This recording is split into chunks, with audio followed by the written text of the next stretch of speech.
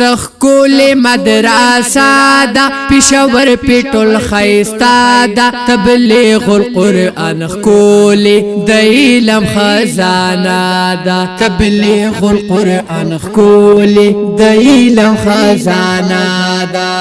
گران شیخ شیر محمد صاحب تاقی الاتقیاء دے مفتی محمد آیا صاحب تصنیف کی ډیر اعلی دے گران شیخ شیر محمد صاحب تاقی الاتقیاء دے مفتی محمد آیا صاحب تصنیف کی ډیر اعلی دے پکې اوسې بلبلان د دین خولي ګلان د ګلونو باغچه ده د علم خزانه ده مفتی زاهد الحق صاحب د علم سمندر ده مولانا جعفر خان صاحب په هر فن کې ماهر ده مفتی زاهد الحق صاحب د علم سمندر ده مولانا جعفر خان صاحب په هر فن کې ماهر ده مولانا خیر محمد د رب غواړم آباد زموږ زړه تسلا ده د علم خزانه ده سخکول مدرسه ده پېښور پیټول خیستا ده تبلیغ القرآن خکول د علم خزانه ده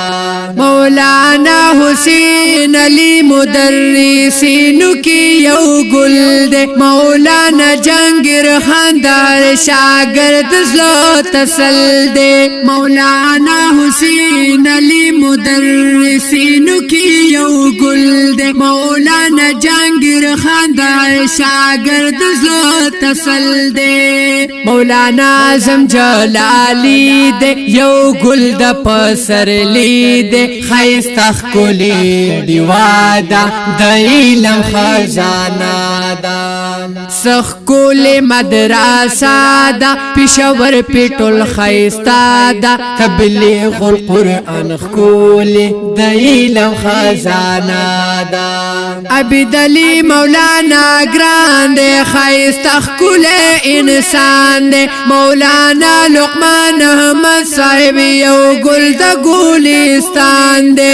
عبد علی مولانا گران دے خیستا خکول انسان دے مولانا لقمان احمد صاحب یو گل دا گلستان دے مولانا حق نواز استاذ دے مایا ناز مولانا عرفان اللہ دا د علم خزانه دا سخکول مدرسه دا پېښور پیټول خیستا دا تبلیغ القرآن خکول د علم خزانه ده مولانا اختشام الحق یو ډېر شخصیت ده مولانا حفیظ الرحمن ظاهری قابلیت ده مولانا اختشام الحق یو ډېر شخصیت ده مولانا حفیظ الرحمن ظاهری قابلیت ده مولانا ابن یامین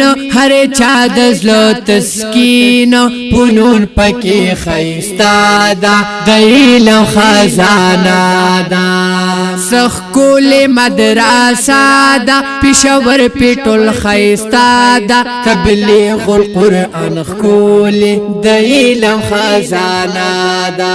مولانا عبدالرزاق نعمت پاک الله دے گران قاری ابو بکر دے قاری القرآن دے مولانا عبدالرزاق نعمت پاک اللہ دے گران قاری ابو بکر دے قاری القرآن القرآن دے پمین اللہ توحیدی ارگران دی د دین ټول پتنګان دی توحید یو باغچا دا د علم خزانه دا سخ کول مدرسه دا پېښور پټول خیستا دا تبلیغ القرآن کول د علم خزانه دا تبلیغ القرآن کول د علم خزانه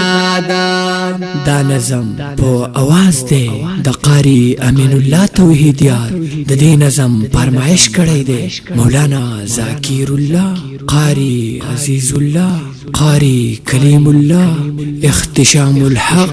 او سلمان والسلام.